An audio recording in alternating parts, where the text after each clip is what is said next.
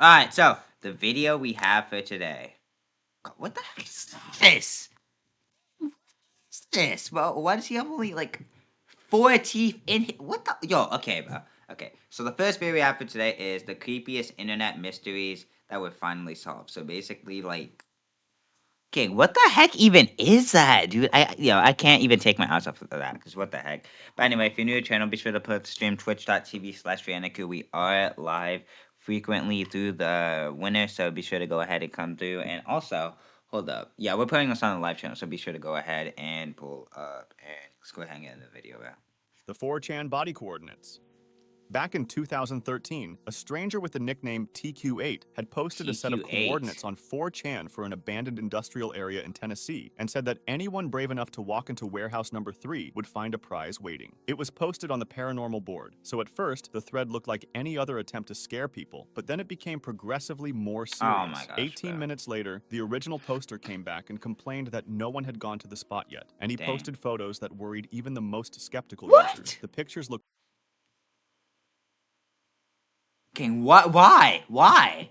too realistic and had never been seen anywhere online. Alexa, shut One up. showed what looked like a dead body, another showed rubble inside a warehouse, and another showed a strange note. The poster kept calling the body his friend and said the prize His was hidden under friend? plastic. Why would you 5 kill your days friend? later, a new user who called himself Alex said he had gone to the coordinates. He began sending photos he took on his phone as he walked through the warehouse, and his first updates made it sound like he had looked around the main floor and found nothing. Then he discovered stairs that went down into a basement made of dirt. He said that tunnels had been dug in the ground and walls. He saw scrap metal, wires, and piles of random objects. At one point, he heard noises and what sounded like a slow car moving on the gravel above him. That made him think that someone else was nearby, maybe the same person from the original thread. Nonetheless, Alex continued deeper until he found a plastic bag holding what looked like old animal bones and a folded paper plate with a warning written on it. Under the plastic, he found a tied-up animal. He took more photos of pill bottles, loose wires. To be honest, bro, yo, on everyone's soul, I would literally go through this easily. I would literally go through this easily. It's like a haunted house, dude. It's not even that.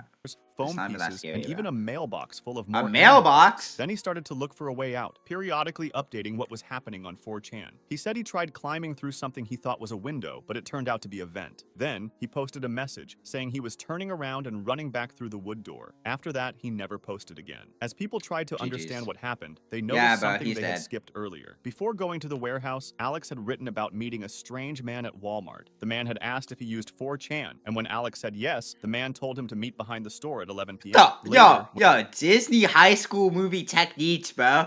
Bro, it's not actually, bro. It's like, hey, you new here? Meet me behind the tree at 7 p.m. tops. Don't be late. Like, dude, like, why? Why? What are you talking about, gang? You are not in a high school movie, bro. When users checked the area, they realized the Walmart was right next to the same warehouses from the original post. That meant the man who talked to Alex in the parking lot was almost certainly the same person who posted as TQ8. A paste bin link had a picture Alex had taken of the man. It showed a white man with glasses and a beard standing next to an old truck with the abandoned factory visible in the background, so everything matched the location. Then something surprising happened. The original poster returned and wrote that Alex was alive. He said that Alex was a friend and said he would prove it by showing a new photo with a timestamp, but only if users solved a puzzle. He posted a strange sound clip and another message written in Icelandic. People translated it and learned it said something about a body buried behind a fence with skulls. Then he posted a picture of a farm. Users argued about whether he was saying he had killed Alex or trying to trick other victims to the place. He also posted a long number string and then he disappeared again, leaving everyone confused. For years, the case remained unsolved. Yo, this guy's pulling out Corey X Kenshin type hiatuses, bro, because what the heck? Some users even went to the warehouse in person and took their own pictures, but found nothing unusual. Others studied the timing of Alex's uploads, saying he posted too quickly for someone walking through a dark basement while typing on a phone, which made some believe the whole thing was fake. But another user pointed out that the image sizes from Alex and from TQ8 came from different devices, which suggested that the photos at least were not edited in the same way. Someone eventually created a website called the Alex Archives to gather every detail. The site later went offline, but an old saved version suggested that the people working on it believed Alex was dead and that a person named Corey Saylor had been connected to the case. The page ended with a message. Yeah, Corey Corey X. Kenshin was definitely involved in this. Message that sounded like they had quit the search. As the case became more and more famous, one investigator decided to hire a forensic linguist, which is an expert who studies writing style, to see if two pieces of writing come from the same person. The expert compared Alex's writing and TQ8's writing, and something finally came up. They noticed that both sets of posts use the same unusual sentence style, the same strange punctuation, and the same vocabulary. They also said that both writers likely used a computer, not a phone. The expert concluded that it was highly likely that Alex and TQ8 were the same person. If that's indeed the case, then the entire story might have been created by one person pretending to be two different people, probably for fun just to create an online legend. 96.7 FM Strange Sounds. Wait. 96 point. Okay, JK. No 67 jokes, no 67. Between October 2017 and June 2018, people in Portland and nearby suburbs kept finding a weird signal on 96.7 FM. The sound changed from day to day. Sometimes it was repeating noises with deep bass tones and strange frequencies, and sometimes it was long stretches of static or a single tone playing for hours. Other times it was chopped up speeches from MLK and JFK mixed with eerie background sound. One person even heard old Apollo mission audio and... Bro, I think their ping is literally like 10,000 gang, because they're literally just trying to get through time. Because they're still on MLK speech, gang.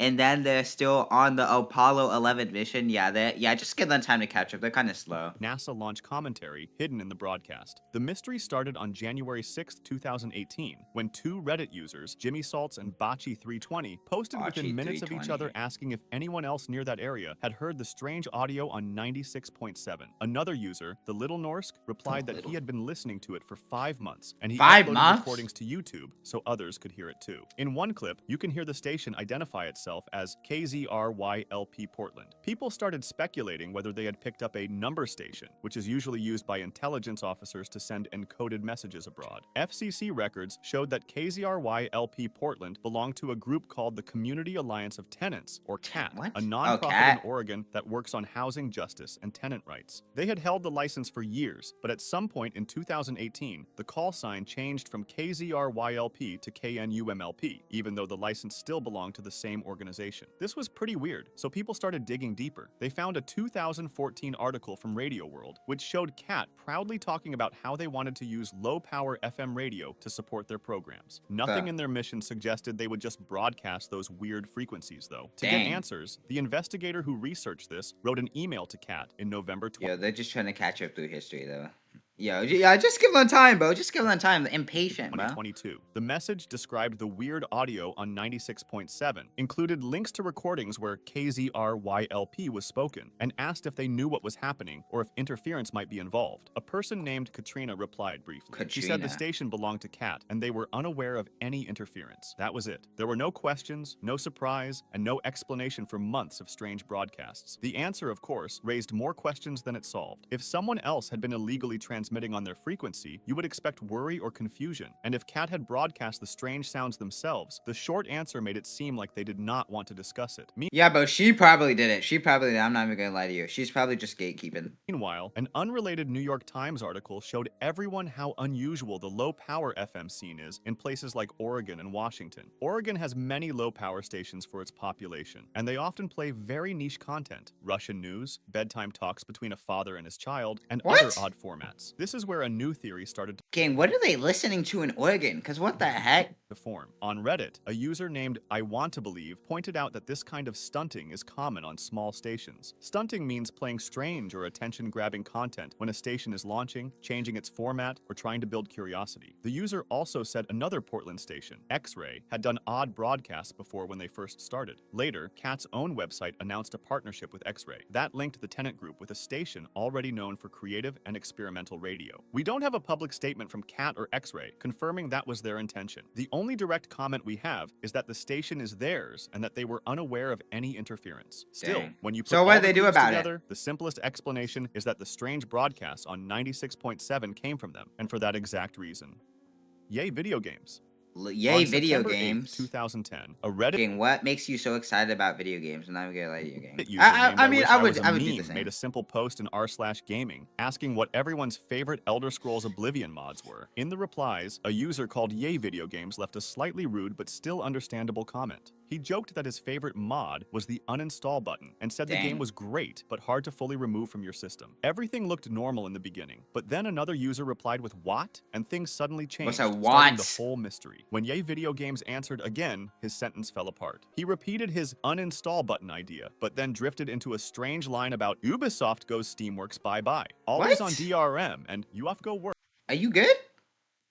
Always on work DR. Check out the junk it leaves behind on you. What DRM the- means copy protection, and Ubisoft had used strict copy protection in the past, so the words were related to something real, but the way he wrote them made no sense. The confused user told him that his reply made no sense and tried to explain how uninstalling Oblivion actually works. Right then, the entire thread was taken over. Yay Video Games began posting again and again, thousands of times in just a few hours, repeating What the- different forms of Ubisoft go Steamworks bye-bye, always Gang, we know! Steamworks, bye-bye! What else do you have to say? on DRM and other similar fragments. Some comments were bold, some italic, some used special text symbols, and some even linked to strange, creepy images. Yeah, but his inner demons are taking over.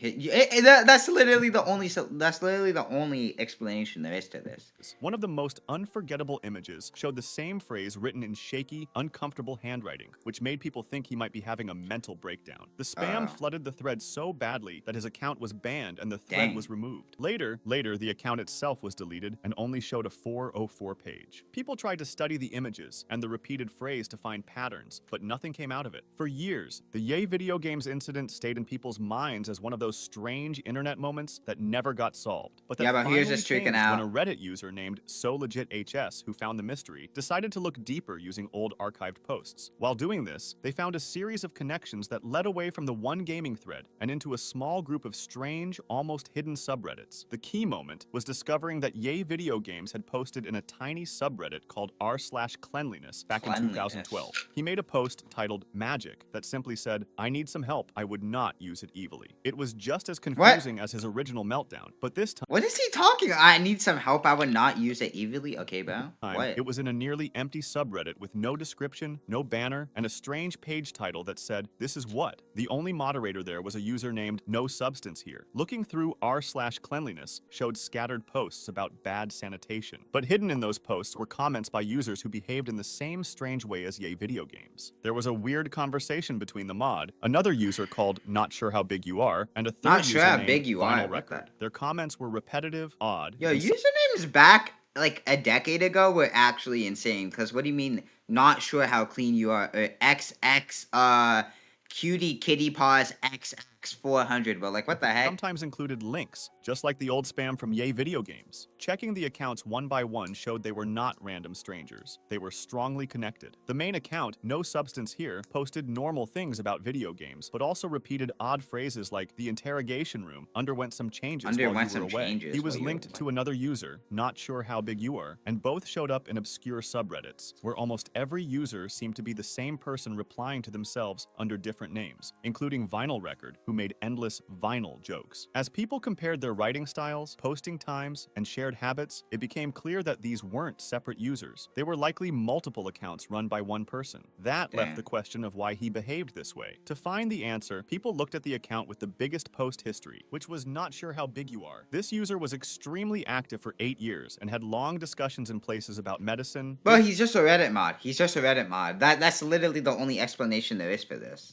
Pharma, and drugs. Reading those posts showed that he had serious health problems and was Oh. taking many medications to deal with them. In one post asking for help finding housing, he Oh, said he dang. lived in Melbourne, Australia, had chronic pain, took many strong medications, and was a former Jehovah's Witness. In other comments, he said he had chronic fatigue syndrome. He wrote that he had lost 6 years of his life to sickness. He explained that each step outside felt terrifying for him, that daily walks and lightweight lifting were possible only if he accepted hours of pain spent lying in bed. He said he could not feel pleasure pleasure at all, slept in tiny 2-hour chunks, and had restless legs for about 10 years. He wrote Dang. that a human waste to call himself a doctor had given him antipsychotic medicine when he was a teenager, which he believed caused the restless legs that never stopped. He also described back pain that felt like a constant mild flu and a body that always felt stiff. It became clear that this was not just someone trolling for fun. In another personal post, he answered a question about what strange beliefs he So had he was as a actually asking Jehovah's for help. Witness. He said he grew up believing demons walked the earth like in horror movies, and that he had seen one in his room when he was around 4 or 5. He described lying in bed with a fever and migraine, seeing the wall shimmer, then a black shadow stepping out of it, and walking in Yeah, bro, this guy's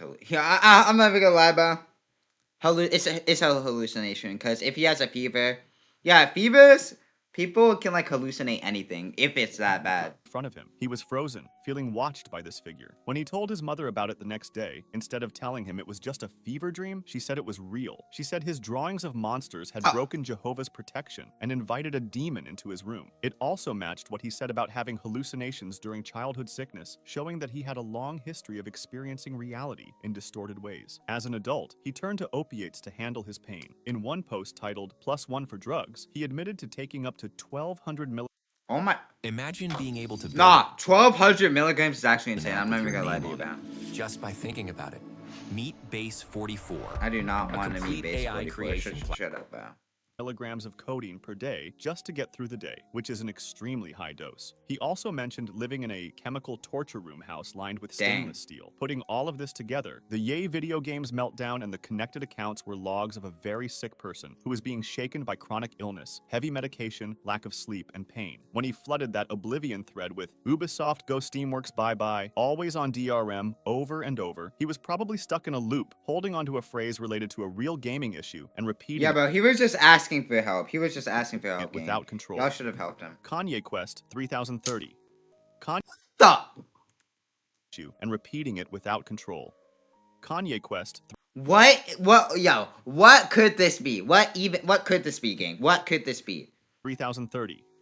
This is Kanye a Quest cursed image. 3030 seemed like just an indie RPG where Kanye West falls into a wormhole, wakes up in the year 3030, and has to rap battle an evil clone of rapper Lil B to save something called the Based God Order. Everyone initially treated it as a joke, and in 2013, a lot of big YouTubers played it. Then, one anonymous player typed a single word into a random text box, and the entire game changed into something totally unexpected. The word was what happened? Ascend. Everything Ascend? turned black and white. The cheerful music disappeared and was replaced with faraway bells, sharp piano notes, and strange voice clips that sounded unsettling. Don't drink the Kanye West at 3 a.m. Like, well, yeah. Wait, can I just say don't drink the Kanye West? But okay, Kanye West potion at 3 a.m. type timing. But what the heck? Your character changed into a butterfly wandering A through a butterfly. maze. Then a message appeared. It said the game you had been playing was a front, and that it hid what you were seeing now. It apologized for tricking you, and it told you not to share this area with the public. It asked you to Yeah, quit bro, if they you were did not it. willing to take part. If you chose yes, it said you were agreeing to take part in a thought exercise meant to help you, and that this exercise might not be limited to the software. After that, the hidden game became a slow, mysterious test called your Ascension. You had What? to walk through an empty maze made of many rooms, each one locked by an 8-letter password. There were no clear hints, and some passwords had to be guessed. Others were discovered when people dug into the game's code and found them there. As you moved Dang. forward, the visuals became darker until the screen was almost completely black. One area was designed to look like a giant QR code that led to a strange broken link. Then, some hidden words that worked as passwords like Jagatai, Petunias, Jagatai, and I am the Petunias. one I am also the appeared in one? another long internet mystery. A 72-page investigation into a creepy YouTube video about something called Ascensionism. The two mysteries, Kanye Quest and this separate Ascension puzzle, shared names, codes, and symbols, so people thought they were closely linked. At the final point in the hidden path of Kanye Quest, you reached a pure white room with one computer and a strange enemy with a scrambled name that died What the- instantly. The computer gave you one last message. It congratulated you for completing your Okay. ascension and said further ascension was possible. If you chose to continue, it said that for the next 2 weeks, we will interact with you and your possessions. Yo! Oh yeah, welcome to stream. Welcome to stream. Welcome to stream, bro. several ways. It said they What? might contact you directly. using a Contact keyword, it? No, and asked do not again if you contact me, agreed. bro. If you still said yes, it thanked you and told you to enjoy the next 2 weeks and await Yeah, bro. We should play this on stream. We should actually play this on stream. I'm not even gonna lie, bro. instruction. Then, nothing else happened on screen. At least one person claims they finished this whole hidden section, typed in their real name, address, and email, and never received any What? contact at all. Why? No.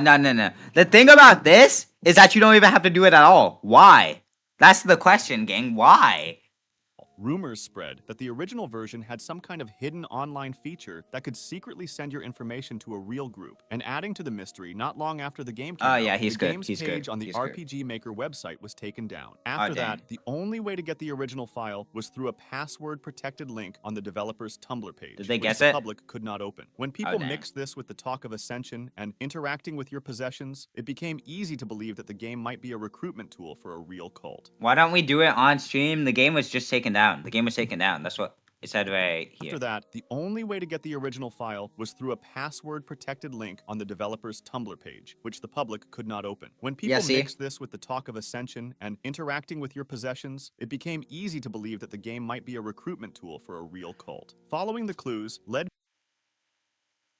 Yo, the guy that put his address and everything in there, yeah, it's GG's. It's GG's. It's literally GG's, man. It's GG's. people man, away from Kanye Quest itself and toward a bigger network of websites, social media accounts, and strange posts using the name Ascension or Ascensionism. There was a supposed record Yeah, label as soon called as you see Ascensionism ism Records in the with an end of eye it, bro. symbol that also appeared in the Kanye It's Quest GG's. trailer. It's There was GG's, also gang. a Twitter account called Ascend Today that posted nonsense words and odd symbols. When a YouTuber followed it, the account followed him back within a minute and then actually typed normal sentences, which it almost never did. That proved there was a real person behind at least some of this. When asked, they immediately denied being part of any Yeah, subgroup, sure, bro. and they acted Sure. like what they were doing was an art project. Around Art the same project? time, another investigator found more All of this for an art project? No, something's not adding up here, bro. information about Ascensionism as a belief system. There were older writings talking about the idea that each person has two spirits, one physical spirit, which is the body, and one ethereal spirit, which is the soul. The soul lives many lifetimes. When it finally decides it Isn't has that been good obvious? enough, Wait, it hold up. destroys itself and becomes a What? sort of primordial soul stuff that new souls are born from. Some of the writings compared Yeah, life gang, to that's climbing a not an mountain art and called project. it an ascension test. They said that Ascension anything test. bad that happened to you was something you agreed to in a past life, which means that any suffering you face is somehow your fault from before. This belief system existed Ooh. way before Kanye Quest, with its own small group of followers and writings, but the Ascensionism Records content connected to Kanye Quest looked like something different. When investigators looked into the domain registrations for all the Ascension-themed websites, they kept finding the same name, Nick Lyons. On a music site, he Nick was listed Lyons, as the only bruh. artist signed to Ascensionism Records. His music and his label pages use the same symbols as the other websites. Then Yeah, at he's one a- point, he's all a the leader. He's probably Ascensionism a Records leader. websites went offline around the same time, as if someone chose to shut the entire project down at once. There was one more important clue. On Reddit, someone shared information about a second game believed to be from the same group, called Calypso. Its download link was taken down later, but archived versions survived. When you play Calypso, you control a woman on an island full of maze-like paths. Instructions appear at the top of the screen telling you to do tasks like touching objects or opening doors. The sentences it's are basically written just in an broken, objective game. frantic English. Every time you complete a task, you earn money, which you can use to buy Ascension packages that make you earn money faster. As far as anyone knows, there is no ending and no secret trigger in Calypso's code. Then why most did they make it? interesting part we have to keep in mind, though, is the in-game voicemail system. When you use the phone, you can listen to real recordings from the old Ascension hotline. These recordings are from real people who called in, said code words, gave their names and phone numbers, and asked to be Should we contacted.